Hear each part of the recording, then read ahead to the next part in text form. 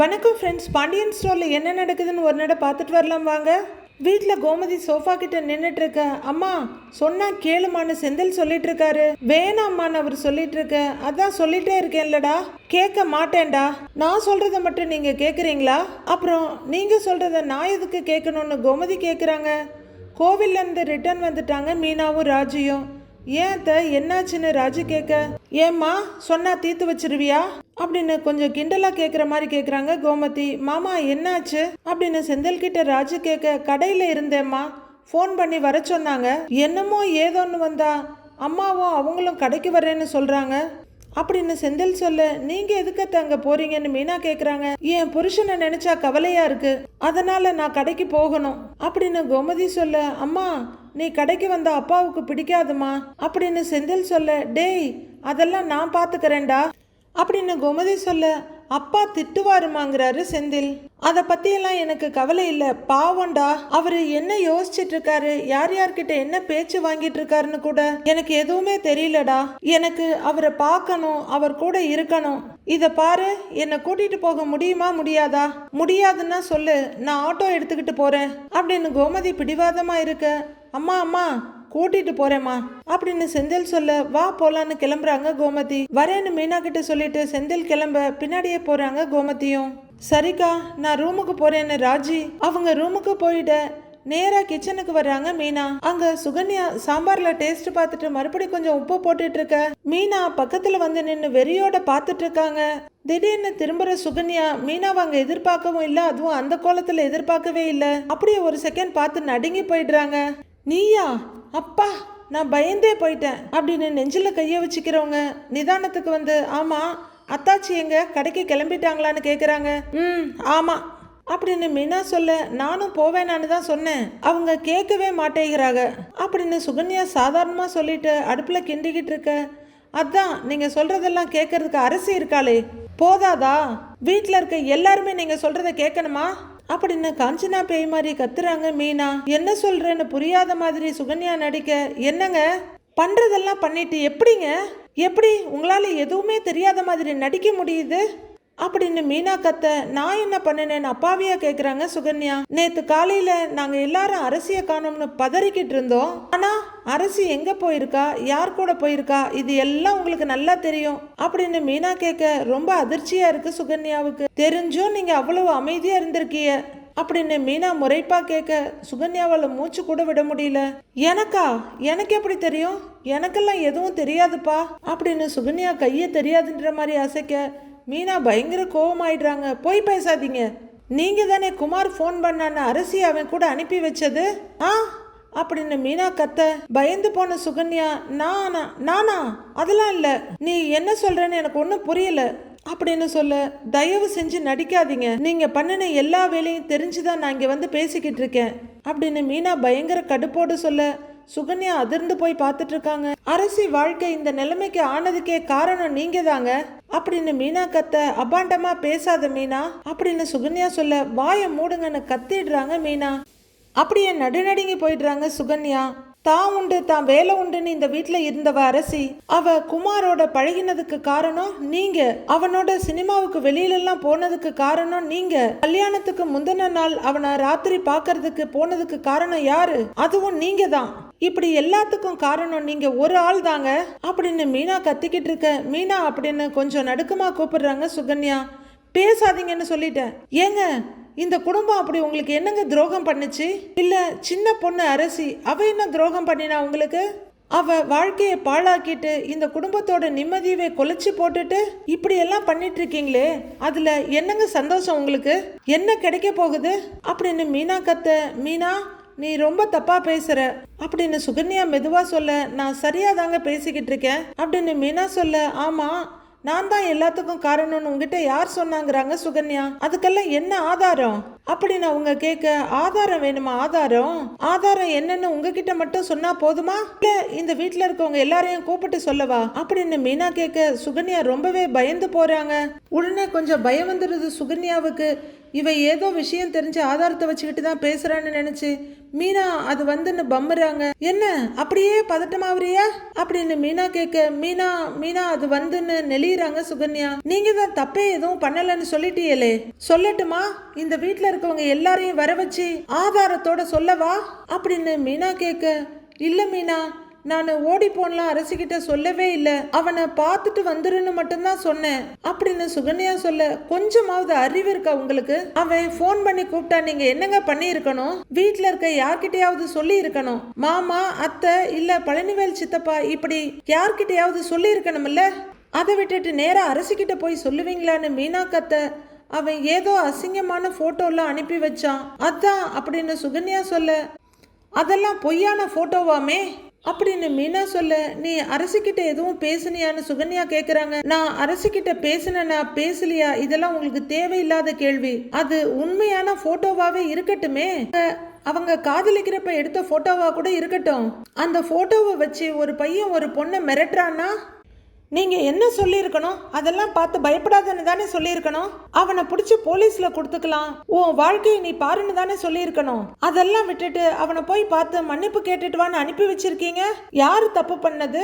அரசி எதுக்குங்க மன்னிப்பு கேட்கணும் அப்படின்னு மீனா கத்துன்னு கத்திட்டு இருக்க, அவ உடனே திரும்பி வந்துருவான்னு நினைச்சுதான் அனுப்பி வச்சேன். ஆனா இப்படி திடீர்னு 2 பேரும் கல்யாணம் பண்ணிட்டு வந்து நிப்பாங்கன்னு நான் யோசிக்கவே இல்லை அப்படின்னு சுகன்யா கொஞ்சம் பயத்தோட சொல்ல, நீங்க என்னதான் காரணம் சொன்னாலும் சரி, நீங்க பண்ணினது தப்பு தான். அரசியோட வாழ்க்கையை இப்படி குழி தோண்டி புதைச்சு வச்சிருக்கீங்க. இத நான் போய் வீட்டுல எல்லார்கிட்டையும் சொல்றேன், என்ன ஆகும் தெரியுமா அப்படின்னு மீனா கத்த, சுகன்யா தலையில இடி விழுந்த மாதிரி இருக்கு. உங்க வாழ்க்கைய மொத்தமா நாசம் ஆயிடும், காலி பண்ணிடவா அப்படின்னு மீனா மிரட்டலா கேட்க, ஐயோ வேண்டாம், தயவு செஞ்சு சொல்லிடாத, நான் ஏதோ தெரியாம பண்ணிட்டேன் அப்படின்னு சுகன்யா நடுங்க. தெரியாம பண்ணின தப்பா? இப்ப அதுல அரசி வாழ்க்கை போயிடுச்சு, அதுக்கு என்ன பதில் சொல்ல போறிய? உங்களை பார்த்தாலே எனக்கு அம்புட்டு ஆத்திரம் வருது. எல்லார் முன்னாடி வச்சு உங்க முகத்திரையை கிழிக்கணும்னு தோணுது. ஆனா அந்த பாவப்பட்ட மனுஷன் பழனிவேல் சித்தப்பாவை பத்தி நினைச்சாதான் எனக்கு பரிதாபமா இருக்குன்னு கத்துறாங்க மீனா. சுகன்யா அது வந்துன்னு சொல்ல, நீங்க எதை சொல்லியும் சமாளிக்க வேண்டாம், நீங்க எதுவும் சொல்லவே வேண்டாம், இதுதாங்க கடைசி. இனிமே இந்த வீட்டுல இருக்கவங்களுக்கோ, இந்த வீட்டுல இருந்து போனாலே அரசி அவளுக்கோ ஏதாவது தொந்தரவோ பாதிப்போ வர்ற மாதிரி நடந்துக்கிட்டீங்க, நான் பார்த்துக்கிட்டு சும்மா இருக்க மாட்டேன், சொல்லிட்டேன், தொலைச்சிருவேன், ஜாக்கிரதை அப்படின்னு படுபயங்கரமா மிரட்டிட்டு போறாங்க மீனா. சுகன்யா அப்படியே பயத்திலையும் அதிர்ச்சியிலையும் உறைஞ்சு போய் நிக்கிறாங்க. குமாரசாமி சித்தப்பாவும் பாண்டியனும் இருக்காங்க கடையில. ஏன்பா பாண்டியா, காலையில இருந்து கடைக்கு வந்தவங்க 50 பேரு, உன் வீட்டை கதையை கேட்கறதுக்குன்னு வந்தவங்க 60 பேரு. காலையில ஒரு அம்மா வந்துச்சு இல்லையா, அதான் பேங்க்காரர் வீட்டம்மா. அந்த அம்மாலாம் 2 நாள் இல்ல 10 தடவை கடைக்கு வந்துருச்சு. என்ன நடந்துச்சுன்னு அடிச்சு மட்டும்தான் கேட்கலங்கிறாரு குமாரசாமி சித்தப்பா. மாமா, பின்னாடி நம்ம குடோனுக்கு பக்கத்துல கான்கிரீட் சீட்டு போட்டு விட்டுருவோமா அப்படின்னு பாண்டியன் கேட்டுட்டு இருக்க. ஏய்யா அது இல்லையா, நான் என்ன சொல்ல வர்றேன் நான் சித்தப்பா சொல்ல, நான் என்ன கேட்டுட்டு இருக்கேன், நீங்க என்ன சொல்லிட்டு இருக்கீங்க அப்படின்னு பாண்டியன் சொல்லிக்கிட்டு இருக்க. குமாரசாமி சித்தப்பு வெளியே பார்த்துட்டு பாண்டியான்னு கூப்பிட, அவரும் வெளியே பார்க்குறாரு. கோமதி உள்ளர வர, பின்னாடி செந்திலும் வர்றாரு. வாமா அப்படின்னு கூப்பிட்டுட்டு அவர் உள்ளர நகர்ந்துக்க, ஏய் உனக்கு இங்க என்ன வேலைன்னு கேட்கிறாரு பாண்டியன். எதுக்குடி நீங்க கடைக்கு வந்தவன் அவர் கேட்க, இது நம்ம கடை தானேன்னு கோமதி கேட்குறாங்க. நம்ம கடை தான், உன்னையதான் நான் கடைக்கு வர வேணாம்னு சொல்லி இருக்கிறேன்ல அப்படின்னு பாண்டியன் கேட்க, இங்க பாருங்க, ஆளுங்க முன்னாடி வச்சு என்னை திட்டாதிய அப்படிங்கிற கோமதி தலையை சொரிஞ்சிட்டு இங்கே அங்கே பார்த்துட்டு, அப்பா கடை பூரா ஒரே தூசி அப்படின்னு சொல்லிக்கிட்டே அங்கே இருக்க ஒரு துணி எடுத்து தூசி தட்ட ஆரம்பிக்கிறாங்க. எலை இவ எதுக்குடா கடைக்கு வந்தான் பாண்டியன் செந்தில கேட்க, உங்களை பார்க்க தான் அப்படின்னு அவர் சொல்ல, ஓரப்பார்வை பார்த்துக்கிட்டே வேலையை பார்த்துட்டு இருக்காங்க கோமதி.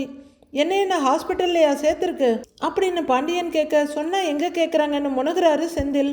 பூரா பயலுவலும் வந்து பார்த்துட்டு போறதுக்கா அப்படின்னு பாண்டியன் கேட்க, அம்மா தான் சொன்னா கேட்காம பிடிவாதமா வரேன்னு வந்துட்டாங்க, அதான் அப்படின்னு செந்தில் சொல்ல, இவ சொன்னா உடனே நீ கூட்டிட்டு வந்துருவியாக்குங்கிறாரு பாண்டியன். இப்ப சந்தோஷமான அம்மா கிட்ட மெதுவா கேட்டுட்டு, கூட்டிட்டு வரலன்னா அம்மா திட்டுறாங்க, கூட்டிட்டு வந்தா நீங்க திட்டுறீங்க அப்படிங்கிற செந்தில் வேற பக்கம் திரும்பிக்க, ஏய் எதுக்குடி இங்க வந்தேன்னு கேட்கிறாரு பாண்டியன். எனக்கு உங்களை தனியா விட தோணல அப்படின்னு கோமதி சொல்ல, பட்டுன்னு நோட்டை கோபமா மூடிட்டு, ஏய் நான் எங்கடி இங்க தனியா இருக்கேன், கூடதே மாமா இருக்காருல்ல, உனக்கு ஒரு விஷயம் தெரியுமா, வழக்கத்தை விட இப்போ ஏகப்பட்ட கஸ்டமர்ஸ் கடைக்கு வர்றாங்க, பொருளை வாங்குறதுக்கு இல்ல, நம்ம வீட்டு கதையை கேட்கறதுக்குங்கிறாரு பாண்டியன். அதான் எனக்கு பயமே அப்படின்னு கோமதி சொல்லிட்டு இருக்க ஒரு லேடி வர்றாங்க. என்னங்க வேணும்னு கேக்குறாரு செந்தில். என்னம்மா வேணும்னு கோமதியும் கேட்க, நீங்க என்னம்மா இன்னைக்கு அதிசயமா கடையில இருக்கீங்க அப்படின்னு கேட்க, சும்மாதான் என்ன வேணும்னு கேக்குறாங்க கோமதி. என்ன வேணும்னு சொல்லவே இல்லைன்னு கோமதி சொல்ல, 2 நூடுல்ஸ் பாக்கெட்டுங்கிறாங்க. ஏண்டா அப்படின்னு செந்தில் கிட்ட திரும்ப அவர் எடுத்துட்டு வந்து கொடுக்குறாரு. அதை வாங்கி கொடுக்குற கோமதி இந்தாங்கன்றாங்க. இந்தாங்கன்னு காசை கொடுத்துட்டு அந்த லேடி அங்கேயே நிக்க, வேற ஏதாவது வேணுமாமான்னு கோமதி கேக்குறாங்க. உங்க கடைசி மக காதல் கல்யாணம் பண்ணிக்கிட்டாலாமே, நெசமா அப்படின்னு அவங்க கேட்க, பாண்டியன் தலையில கைய வச்சுக்கிறாரு. ஏமா வேற ஏதாவது வேணுமா அப்படின்னு கோமதி கேட்க, எப்படிதான் இதை பெத்தவங்க தாங்கிக்கிறீங்கன்னே தெரியல அப்படின்னு அந்த லேடி சொல்ல, பிள்ளைங்க பண்றத கூட சில நேரம் தாங்கிக்க முடியுது, ஆனா துக்கம் விசாரிக்கிற பேர்ல இப்படி வந்து நின்று தொந்தரவு பண்றீங்க பாருங்க, அதை தான் தாங்க முடியலன்னு முணுவுறாங்க கோமதி. யார சொல்றீங்கன்னு அந்த லேடி கேட்க, நான் யாரையோ சொல்றேன், வேற ஏதாவது வேணுமான்னு மறுபடியும் கோமதி கேட்க, இல்ல வேண்டாங்கிறாங்க இந்த லேடி. அப்ப சரிங்கம்மா கிளம்புங்க, சரியா போச்சு அப்படின்ற கோமதி கடுப்பா காசை பாண்டியன் முன்னாடி வைக்கிறாங்க. கோமதி முதல்ல நீ வீட்டுக்கு கிளம்புறியான்னு பாண்டியன் கேட்க, நான் இன்னைக்கு இங்கே தாங்க இருப்பேங்கிறாங்க. ஏய் சொன்னா கேளுடின்னு அவர் சொல்ல, தினமும் நீங்க சொல்றது தானே நான் கேட்டுட்டு இருக்கேன், இன்னைக்கு ஒரு நாள் நான் சொல்றது நீங்க கேளுங்க அப்படின்னு கோமதி சொல்ல, சலிப்போட முகத்தை திருப்பிக்கிறாரு பாண்டியன். ஏன்பா பாண்டியா, கோமதி இங்க இருந்துட்டு போகுது, உனக்கு என்ன அப்படின்னு சித்தப்பூ சொல்ல, சொல்லுங்கப்பா நல்லா கேளுங்கிறாங்க கோமதி. அட ஏமாமா நீங்க வேற, ஊர் வாயில நான் ஒருத்தன் விழறது பத்தலையா, இவளும் சேர்ந்து ஊர் வாயில விழுகணுமா அப்படின்னு பாண்டியன் கேட்க, பெத்தது நாம 2 பேரும் தானே, இதோ பாருங்க பாராட்டினாலும் சரி கேவலமா பேசினாலும் சரி அதை 2 பேருமே அனுபவிப்போங்கிறாங்க கோமதி. முதல்ல நான் என்ன சொல்ல வரேன்னு கொஞ்சம் புரிஞ்சுக்கன்னு பாண்டியன் சொல்லிட்டு இருக்கும் போதே, ஏண்டா உனக்கு டெலிவரி எதுவும் இல்லையான்னு செந்தில் கிட்ட பேச்ச மாத்திக்கிறாங்க. இருக்குமான்னு அவரு சொல்ல, அப்ப போடா போய் அந்த வேலையை பார்ப்போ அப்படிங்கிற கோமதி திரும்பி, அப்பா இந்தாங்கப்பா இதெல்லாம் எடுத்து வைங்கப்பாங்கிறாங்க. பாண்டியன் விடாபடியா கிளம்புறியான்னு கேட்க, ஏங்க நீங்க வேணும்னா வீட்டுக்கு போறீங்களா, நான் கடையை பாத்துக்கவான்னு கேக்குறாங்க கோமதி. ஏய் நீ வீட்டுக்கு போறியா இல்லையாடி அப்படின்னு பாண்டியன் கத்த, போக மாட்டேன்னு சொல்லிட்டேன் இல்லைங்கிறாங்க கோமதி. நல்லா இருக்கு, பெத்தவங்களை பார்த்து பிள்ளைங்க கத்துக்கிடணும், இங்க எல்லாமே தலைகீழா இல்ல நடக்குது, பிள்ளைங்களை பார்த்து நீ கத்துக்கிறியாக்கும், ஒரு விஷயம் தெரிஞ்சு போச்சு, இனி நீ என்னை மதிக்க கூடாதுன்னு ஒரு முடிவோட இருக்க அதானே அப்படின்னு பாண்டியன் கத்த, இங்க பாருங்க 5 பிள்ளைங்களை பெத்தோம், அதுங்க நம்மளை பாத்துக்கணும்னு நாம ஆசைப்படலைன்னாலும் சந்தோஷத்தை கொடுக்கும்னு நினைச்சோம், அது நடக்கல, பிள்ளைங்க மேல இருந்த நம்பிக்கை மொத்தமும் போச்சு, எனக்குன்னு இருக்கிறது நீங்க ஒருத்தர் தானே, இப்போ உங்களையும் எப்படியோ போங்கன்னு என்னால விட முடியாதுங்க, மனசை விட்டுதான் பேச மாட்டேங்கிறீங்க, நான் ஆறுதலா கூட இருக்கேனே அப்படின்னு கோமதி சொல்லிட்டு இருக்க, பாண்டியன் கோமதியவே பாக்குறாரு. இதோ பாருங்க, அப்படி முறைச்சா நான் பயந்து போயிடுவேன்னு நினைச்சீங்களா, அதெல்லாம் போக முடியாது அப்படின்னு சொல்லிட்டு இருக்க ஒரு பெட்டியோட வர்ற செந்தில், அப்பா நான் டெலிவரிக்கு போயிட்டு வந்துடுறேங்கிறாரு. எலே எங்க டெலிவரி கொடுக்கணும்னு தெரியுமில்ல, போய் கொடுங்கிறாரு பாண்டியன். செந்தில் அப்படியே நிக்க, யாரும் என் பேச்சு கேட்க வேணாம்டி, யாரும் கேட்க வேணாம், நான் எதுக்கு இங்க இருக்கேன்னே எனக்கு தெரியல, பேசாம காடு பரதேசம்னு எங்கேயாவது போயிடலாம்னு இருக்கிறேன் அப்படின்னு பாண்டியன் கத்த, போகும்போது சொல்லுங்க நானும் உங்க கூட வந்துடுறேன், நீங்க இல்லாம நான் மட்டும் இங்க இருந்து என்ன செய்ய போறேன் அப்படின்னு கூலா கோமதி சொல்ல, சரிதான் அப்படின்னு பாண்டியன் முகத்தை திருப்பிக்கிறாரு. கோமதியை கூட்டிட்டு வண்டியில வர்ற கதிர் கொஞ்ச தூரத்துல வந்து நிறுத்துறாரு.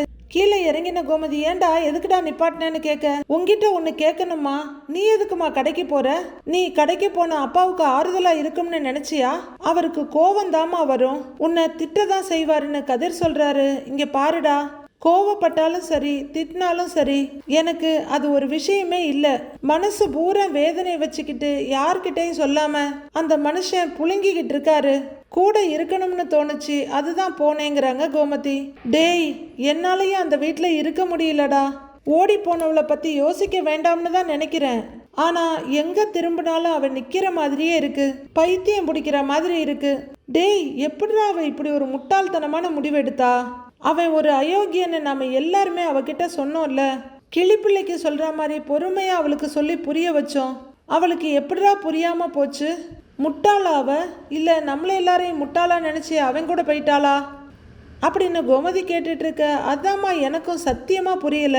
நானும் யோசிச்சு பாக்குறேன், அந்த கேள்விக்கு மட்டும் விடையே கிடைக்க மாட்டேங்குது அப்படின்னு கதிர் சொல்ல அவ மேல அம்புட்டு கோவம் இருக்கு. கொன்னு போட்டுடலாங்கிற அளவுக்கு ஆத்திரம் வருது. ஆனா அவ கஷ்டப்படுறான்னு தெரிஞ்சா என்னால தாங்க முடியாதுடா அப்படின்னு கோமதி சொல்ல, அப்படி ஏதாவது பண்ணுனான்னா நான் சும்மா இருக்க மாட்டேன். அரசி கஷ்டப்படுறான்னு தெரிஞ்ச அடுத்த நிமிஷமே நான் அவனை கொன்னு போட்டுருவேன். அம்மா இங்க பாரு, அப்பா எப்படி இருக்காருன்னு கதிர் தோல்ல கைய வச்சு கேக்குறாரு. நாலா பக்கமா அடி வாங்கிட்டு இருந்த ஒரு மனுஷன் உச்சந்தலையில ஓங்கி அடிச்சிட்டு போயிட்டா. அவரு என்னடா பண்ணுவாரு?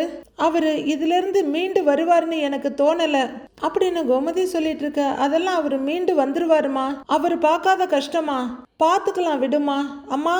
ஆனா நீயும் கவலைப்படாம இருமா, இனிமே எல்லாமே நல்லபடியா நடக்கும்னு நம்புவோம் அப்படின்னு கதிர் அம்மாவுக்கு மட்டுமில்ல தனக்கும் அவரே ஆறுதல் சொல்லிக்கிறாரு. மயில் வீட்டுல மயில் அழுதுகிட்டே இருக்க 4 பேரும் உட்கார்ந்து இருக்காங்க. அக்கா எம்பட்டு நேரம்தான்க்கா இப்படியே அழுதுகிட்டே இருப்ப? அழாதக்காங்கிறாங்க சுடர். நான் காலம் பூரா அழுதுகிட்டே தான் இருக்கணும் போல அப்படின்னு மயில் சொல்ல, அப்படிலாம் இல்லக்கா, மாமா வந்து கண்டிப்பா உன்னை கூட்டிக்கிட்டு போவாரு அப்படின்னு சுடர் சொல்ல, அதுக்கெல்லாம் வாய்ப்பே இல்லை அப்படின்னு மயில் சொல்லிட்டு இருக்க. பாக்கியம் படார்னு ஒரு டம்ளர் எடுத்து அவங்க வீட்டுக்காரரை அடிக்கிறாங்க. பாக்கியம் இப்ப நான் என்ன பண்ணேன், எதுக்கு என்ன அடிக்கிற அப்படின்னு அவர் கேட்க, நீ எதுவுமே பண்ணல, இந்த குடும்ப தலைவனா ஒரு துரும்ப கூட எடுத்து போட்டதில்ல, அதான் மயில் இன்னைக்கு கண்ணை கசக்கிக்கிட்டு உட்கார்ந்து இருக்கிறா அப்படின்னு பாக்கியம் சொல்ல, ஏய் நானும் பேசினேன்டி மாப்பிள்ளை கிட்ட, அவர் என்ன புரிஞ்சுக்கலங்கிறாரு மாணிக்கம். நீ உருப்படியா இருந்திருந்தன்னா அவர்கிட்ட பேச வேண்டிய அவசியமே இல்லையே, மயில படிக்க வச்சு அவளை நல்ல இடத்துல கல்யாணம் பண்ணி கொடுத்துருக்கலாம்ல அப்படின்னு கண்ணில் கண்ணீரோட பாக்கியம் கேட்க, அழுவுற அக்காவுக்கு ஆறுதல் சொல்லாம நீங்க 2 பேரும் எதுக்கு சண்டை போட்டுட்டு இருக்கீங்க அப்படின்னு சுடர் கத்துறாங்க. எனக்கு ஆறுதல் சொல்லி என்ன ஆக போகுது, என் வாழ்க்கையே முடிஞ்சிருச்சு அப்படின்னு மயில தேம்பி தேம்பி அழுதுட்டு இருக்காங்க. அம்மா நீ இப்படிலாம் விரக்தியா பேசாதம்மா அப்படின்னு அவங்க அப்பா சொல்ல, அவரு சொன்னதை கேட்டீங்கல்லப்பா, நான் வேணாங்கிற முடிவுல உறுதியா இருக்காக அப்படின்னு மயில சொல்ல, ஏய் அவர் தான் லூசுத்தனமா பேசிட்டு போறாருனா நீ வேற, வேணான்னு நினைச்சாலும் முடிச்சுக்கிற அளவுக்கு கல்யாணம் என்ன சாதாரண விஷயமா அப்படின்னு அவங்க அம்மா கேட்க, கொண்டு வந்து விட்டுட்டு போயிட்டாரேம்மா அப்படின்னு மயில கேட்க, அவரு இப்ப உன் மேல கோவமா இருக்கிறாருடி, நான் தான் அன்னைக்கே உங்ககிட்ட சொன்னேன்ல இந்த ஹோட்டல் வேலைக்கெல்லாம் போகாத, வேற ஏதாவது பொய்ய சொல்லிட்டு இங்க வந்து இருன்னு, நீ கேட்கலன்னு அவங்க அம்மா சொல்ல, இப்ப கூட நீ என் மேலதான் பழி போடுவல்ல, நான் இப்ப வேலைக்கு போனதெல்லாம் பிரச்சனை இல்ல, நான் எம்ஏ படிச்சிருக்கேன்னு நீ பொய் சொன்னல, அதுதான் பிரச்சனைங்கிறாங்க மயிலு. நீ பொய் சொல்றன்னு அவரு திட்டும் போதெல்லாம் நான் எவ்வளவு கூனி குறுகி நின்னேன் தெரியுமா, கல்யாணத்துக்கு முன்னாடியே இதெல்லாம் வேண்டான்னு 1000 தடவை சொன்னேன், யாருமே கேட்கலையே, படிப்புக்கு ஒரு பொய், நகைக்கு ஒரு பொய், வயசுக்கு ஒரு பொய்ன்னு பொய்யா அடுக்குனிய, இப்ப நான் இல்ல மாட்டிக்கிட்டு முழிக்கிறேன் அப்படின்னு மயிலு சொல்ல, புலம்பாத விடு அப்படின்னு அவங்க அம்மா சொல்ல, தங்கச்சி கைய கையில எடுத்து வச்சுட்டு, சுடரு அக்கா சொல்ற ஒரு விஷயத்த மட்டும் நல்லா கேட்டுக்க, கடைசி வரைக்கும் நீ கல்யாணம் பண்ணாம கூட இரு, ஆனா இவங்க பேச்சு கேட்டு பொய் சொல்லி மட்டும் யாரையும் கல்யாணம் பண்ணிடாத அப்படின்னு மயிலு சொல்ல, சுடர் அவங்க அம்மா அப்பாவை பாக்குறாங்க. அவங்களும் ஒரு கையாலாகாத தனத்தோட பாக்குறாங்க. நான் அப்படியெல்லாம் பண்ண மாட்டேங்கான்னு சுடர் சொல்ல, நாங்க என்னமோ ஆசைப்பட்டு உன்னை பாலுங்கணத்துல தள்ளுன மாதிரி பேசிக்கிட்டு இருக்கிற, அப்போ நாங்க அந்த பொய்ய சொல்லலைன்னா இப்பவும் இந்த வீட்டில தான் இருந்திருப்ப அப்படின்னு பாக்கியம் சொல்ல, இப்ப மட்டும் நான் எங்கம்மா இருக்கேன், என்ன அப்ப கழுத்துல தாலி இல்லாம இந்த வீட்டில இருந்தேன், இதோ இப்ப கழுத்துல தாலியோட இருக்கேன், அவ்வளவுதான் வித்தியாசம் அப்படின்னு மயில அழுதுகிட்டு இருக்க. அம்மா மாப்பிள்ளையோட கோபம் ரொம்ப நாளைக்கு நிலைக்காதுமா அப்படின்னு மாணிக்கம் ஆறுதல் சொல்ல, வீம்புக்காக தான் அவரே என்னென்னமோ பண்ணிக்கிட்டு இருக்காரு அப்படின்னு பாக்கியம் சொல்ல, அவரால் நான் சொன்ன பொய்யெல்லாம் தாங்கவே முடியலம்மா அப்படின்னு மயில சொல்ல, இங்க பாரு, எப்படியாவது ஒன்று அவரு கூட சேர்த்து வைக்க வேண்டியது எங்க பொறுப்பு, நீ கவலைப்படாத அப்படிங்கிற பாக்கியம் அவங்க வீட்டுக்காரர்கிட்ட திரும்பி, யோ அந்த முனையில இருக்க கடையில பரோட்டா வாங்கிட்டு வா போங்கிறாங்க. சரின்னு அவர் எழுந்திருக்க, இப்ப பரோட்டா ஒண்ணுதான் கேடு இல்ல அப்படின்னு மயிலு கேட்க, எழுந்திருச்சு அவங்க அப்பா அப்படியே உட்கார்ந்துடுறாரு. இல்லடி, காலையில இருந்து எதுவுமே சாப்பிடாம பட்னியா கிடக்குறியே, உனக்கு தான் பரோட்டா பிடிக்கும்ல, யோ போயா நீ போய் வாங்கிட்டு வையா அப்படின்னு அவர்கிட்ட சொல்ல, அவரு போறதா வேணாமான்னு தலையை பிச்சுட்டு நிக்கிறாரு. என்ன அப்படின்னு பாக்கியம் கேட்க, காசு இல்லையேங்கிறாரு அவரு. போ, அந்த பருப்பு டப்பாவில தான் இருக்கு, போய் எடுத்துட்டு போய் வாங்கிட்டு வா போ அப்படின்னு பாக்கியம் சொல்ல, அப்படின்னு எழுந்து போறாரு மாணிக்கம். இங்க பாரு, இந்த ஆள் கூட தான் இத்தனை வருஷமா நான் குடும்பம் நடத்திட்டு இருக்கேன், உன் கூட குடும்பம் நடத்துறதுக்கு உன் புருஷனுக்கு என்ன கேடு, நான் சொல்றேன் பாரு, 2 நாளையில அவர் வந்து உன்னை கூட்டிக்கிட்டு போவாரு, நம்பிக்கையோட இரு அப்படின்னு பாக்கியம் சொல்ல, விரக்தியோட தூண்ல தலையை சாய்ச்சிட்டு உட்கார்ந்துருக்காங்க மயிலு. இந்த உலகத்துல கோடானு கோடி மக்கள் இருந்தாலும் ஒவ்வொருத்தருக்கும் ஏதோ ஒரு வகையில பிரச்சனை இருக்கதான் செய்யுது. இப்பவும் பாக்கியம் திருந்த போறதில்லன்னு இருக்க பரிதாபமா உட்கார்ந்துருக்காங்க மயிலு. மீதி என்ன நடக்குதுன்னு நாளைக்கு பார்க்கலாம் ஃப்ரெண்ட்ஸ்.